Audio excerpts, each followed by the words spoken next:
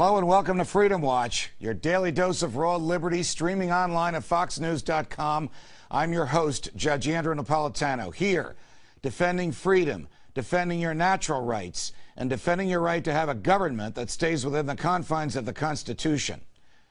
Congressman Ron Paul's bill to audit the Federal Reserve is not only gaining enormous momentum, it's being joined by additional legislation introduced by Senators Jeff Merkley, Democrat of Oregon, and Bob Corker, Republican from Tennessee. But their version waters down Congressman Paul's bill, omits audits of important areas of the Fed's behavior, and actually whites out proper names of banks and other individuals. What kind of an audit is that?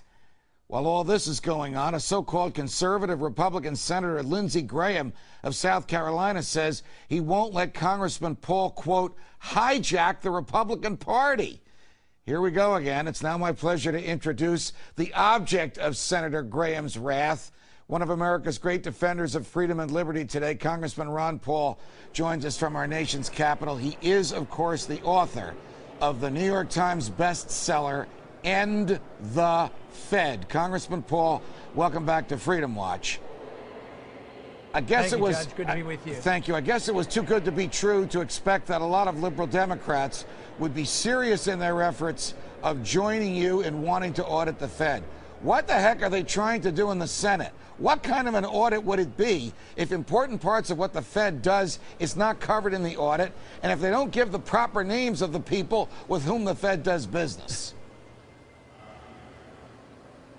It doesn't do any good at all. I mean, maybe slight, but under the condition of canceling out what we're doing, yes, it would be quite harmful to us. But, you know, Corker, I believe, is a Republican is doing it.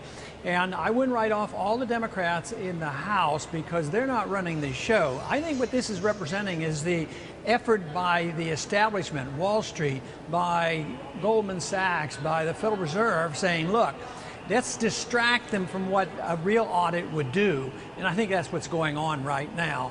But we will not back down. We're going to demand that it be a full, honest audit of the Federal Reserve, or we shouldn't accept it. You know, there's a couple ways to look at this. I remember when you were a lone voice in the Congress, almost literally standing totally alone in arguing that we all need an audit of the Fed. You now have more than half of your colleagues on your side. That's an enormous stride, and it's due totally to your single-minded dedication and, I might add, explanation to your colleagues and to the country of the need for auditing the Fed. That's the good side.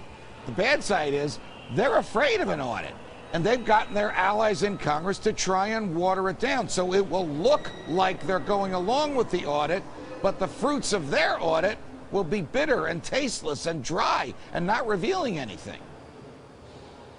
That's right, and it would be a distraction if anybody becomes satisfied with this. I think the most important part of my bill, and the one area that the Fed seems to be most resistant to, is this opening up of the books of what they do with other governments, other central banks, and international financial organizations.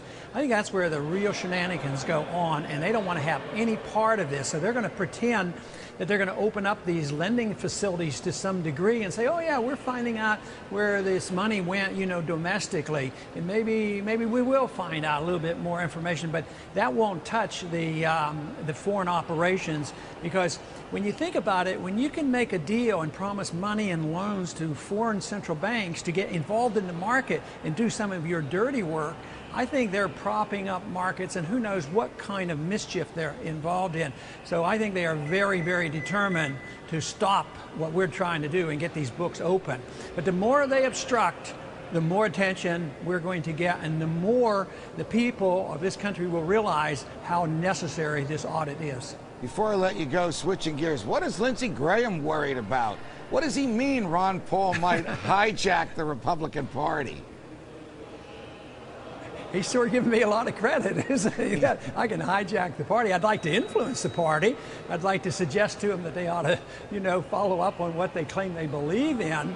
But this whole idea, now I guess he wants to have influence too, but his views are quite different than mine. You know, he supports cap and trade, and he supports many big government programs, but he sees himself as a facilitator. He's supposed to give half of the pie away, and if the Democrats want a program, he'll give them 50%. He'll claim this is a big victory. So his approach is quite different, which he has a right to, but this idea that all of a sudden I'm going to hijack the party, but I think if you talk to the young people of this country who may well become the leaders of the country and maybe Republicans, they ought to listen to what they're asking for. I don't think it's the policy of Lindsey Graham in any way whatsoever. Congressman Paul, it's always a pleasure. Thanks for joining us on Freedom Watch. Thank you.